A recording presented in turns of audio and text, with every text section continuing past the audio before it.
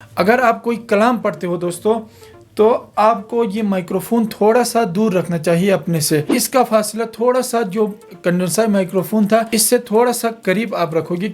बिल्कुल सीधे अपने माइक्रोफोन या अपने मोबाइल फ़ोन की तरफ मुंह करके आप रिकॉर्डिंग करो। बिस्मिल्लाहिर्रहमानिर्रहीम, अस्सलाम वालेकुम। मैं हूँ अज़कार हुसैन दानिश।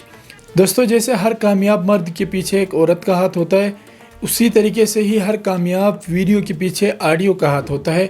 जी हाँ दोस्तों, ऑडियो का बहुत अहम किरदार होता है किसी भी वीडियो में, और एक अच्छी वीडियो में 70% तक का किरदार जो है वो एक ऑडियो का होता है, और 30% जो किरदार है वो एक वीडियो का होता है। लेकिन बहुत सारे दोस्त वीडियो के लिए बहुत ज़्यादा मेहनत करते हैं, अच्छा सा अच्छा कैमरा खरीद लेते हैं, लेकिन अपनी ऑडियो और वॉइस क्वालिटी को बेहतर बनाने की कोशिश नहीं करते हैं, जिसकी वजह से उनकी वो वीडियो बेकार होती है।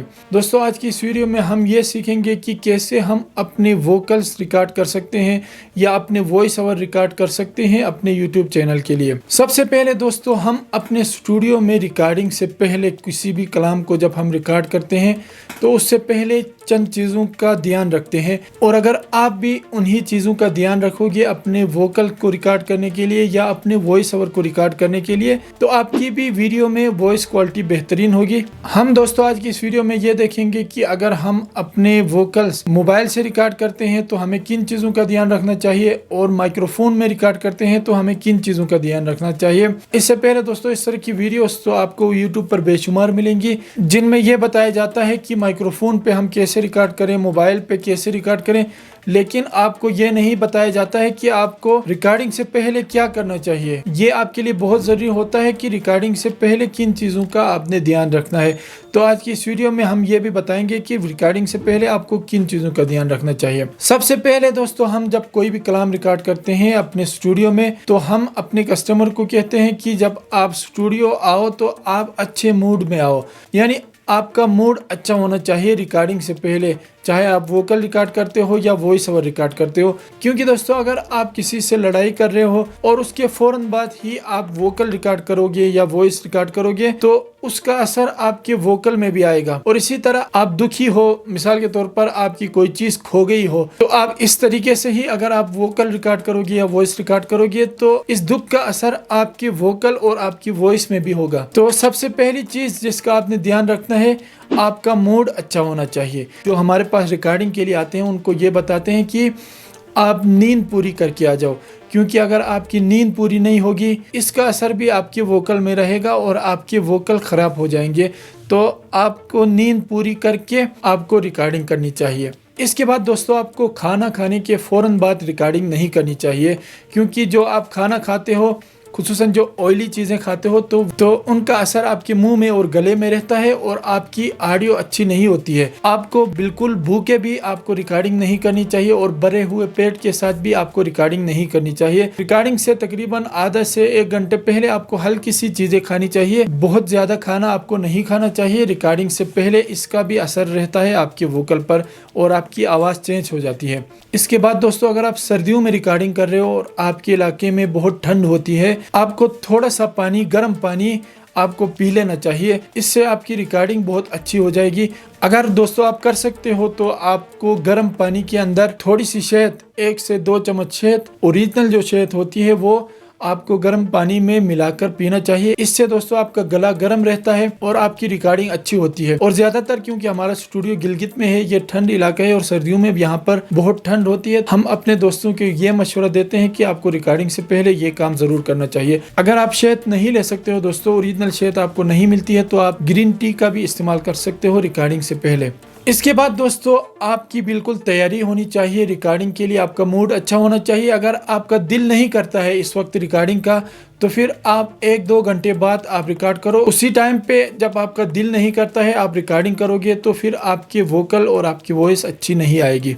इसके बाद दोस्तों, जो लिरिक्स है आपने रिकॉर्ड करनी है या कोई कलाम है, उसे आपको ज़ुबानी याद करना चाहिए। अगर आप कागज़ की तरफ देख कर पढ़ोगे दोस्तों, तो उसका असर भी आपके वोकल में रहता है, क्योंकि आपकी तवज्जो कागज़ की तरफ होती है। आप बिल्कुल फीलिंग के साथ वो वोकल्स आप रिकॉर्ड नहीं कर सकते हो। इसके बाद दोस्तों, अगर आप किसी स्टूडियो में जाकर या अपने स्टूडियो में रिकॉर्ड कर रहे हो, तो आपके साथ ज़्यादा लोग नहीं होने चाहिए, क्योंकि ज़्यादा लोग आपके साथ रहेंगे तो आपकी तवज्जो उनकी तरफ होगी और आप ये सोचेंगे कि अगर मैं गलती करूंगा तो ये लोग क्या कहेंगे, तो आपकी तवज्जो लोगों की तरफ होगी, आपकी जो लिरिक्स है उसकी तरफ आपकी तवज्जो नहीं होगी, जिससे आपकी जो वॉइस क्वालिटी है उस पर बहुत असर पड़ेगा। इसके बाद दोस्तों अब हम बात करते हैं कि जिस जगह में हम रिकॉर्डिंग करते हैं, जैसे कि हमारा स्टूडियो है, अगर तो आपका वोकल रूम है तो आप वोकल रूम में जाके रिकॉर्ड करोगे। वोकल रूम के हवाले से दोस्तों मैंने वीडियो बनाई है, आप देख सकते हो, इसी चैनल पर वो वीडियो मौजूद है। अगर आपका वोकल रूम नहीं है, अगर आप किसी कमरे में रिकॉर्ड करते हो तो वो कमरा बिल्कुल खाली नहीं होना चाहिए।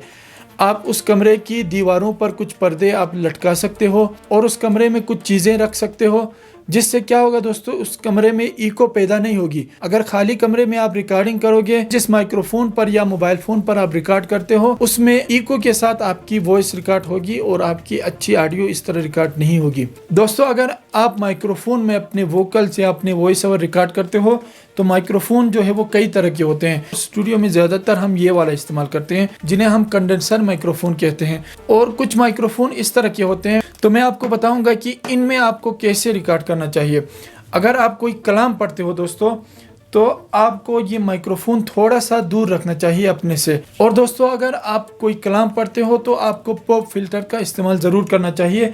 मैं आपको बताता हूँ कि पॉप फिल्टर आपको कहाँ रखना चाहिए। थोड़ा सा दोस्तों माइक से फासले पर आपको पॉप फिल्टर रखना चाहिए, और पॉप फिल्टर और आपके मुंह के दरमियान कम से कम 4 अंगुलियों का और 1 बालिश तक का फासला पॉप फिल्टर और आपके मुंह के दरमियान होना चाहिए। और अगर आप कोई कलाम रिकॉर्ड करते हो तो माइक जो है वो आपसे थोड़ा सा ऊंचा होना चाहिए, आपके मुंह से थोड़ा सा ऊपर ये माइक होना चाहिए, और आप इस तरह रिकॉर्ड करोगे थोड़ा सा सर उठा के।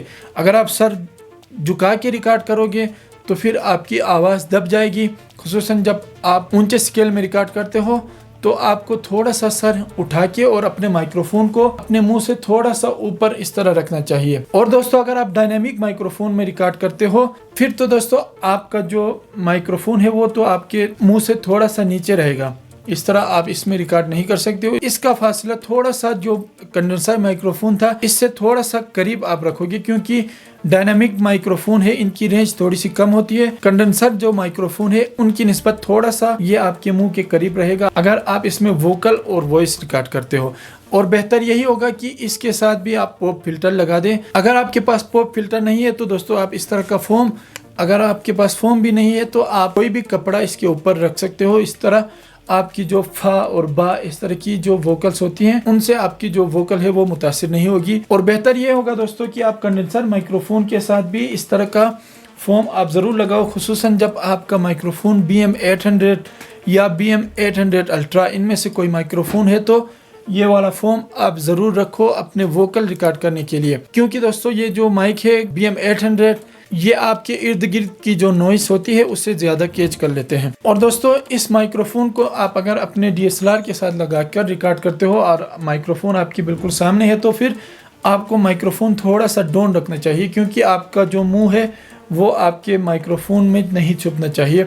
आप अपने मुंह से थोड़ा सा इसको डाउन रखो, जैसे कि ये वाला माइक है। दोस्तों अगर आपका माइक्रोफोन कॉलर माइक है, जैसे कि ये बोया का माइक है, अगर तो दोस्तों आप इसमें YouTube के लिए वीडियोस बनाते हो और उसके लिए वोकल रिकॉर्ड करते हो तो आप अपने कॉलर के साथ भी इसको लगा सकते हो और सामने किसी स्टैंड के साथ भी लगा सकते हो। और अगर आप इसमें कोई कलाम पढ़ते हो तो आपके लिए ज़रूरी है कि इसको बिल्कुल सामने रखो।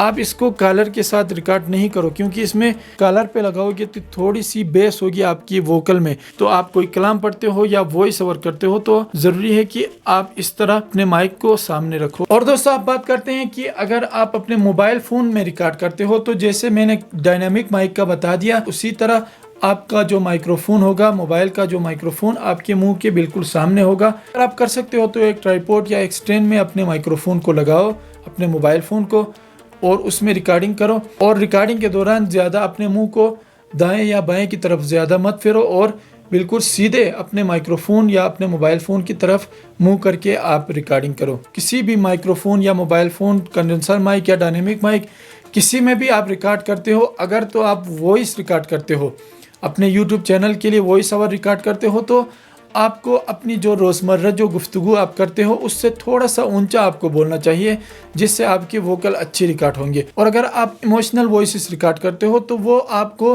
अपने जो रोज़मर्रा जो आप गुफ्तगू करते हो उससे थोड़ा सा थोड़े से जो धीमी आवाज़ में उससे रिकॉर्ड करना चाहिए। इमोशनल जो ऑडियो आप अगर रिकॉर्ड करते हो या अशार वगैरह इमोशनल जो होते हैं, अगर आप कलाम रिकॉर्ड करते हो, कोई नात वगैरह पढ़ते हो, तो अगर आप नॉर्मल जो कलाम है वो तो आप थोड़ा सा ऊंचा पढ़ोगे, और अगर आपका कलाम सॉफ्ट कलाम है, खुसूसन जो कोरस में हम कुछ ट्रैक लेते हैं वोकल के सॉफ्ट जो ट्रैक होते हैं, उनको आप थोड़ी सी धीमी आवाज़ में रिकॉर्ड करोगे।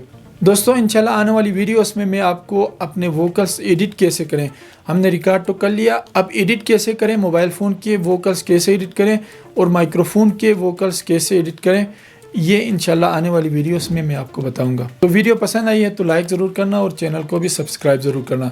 इंशाल्लाह फिर मिलेंगे। अल्लाह निगहबान।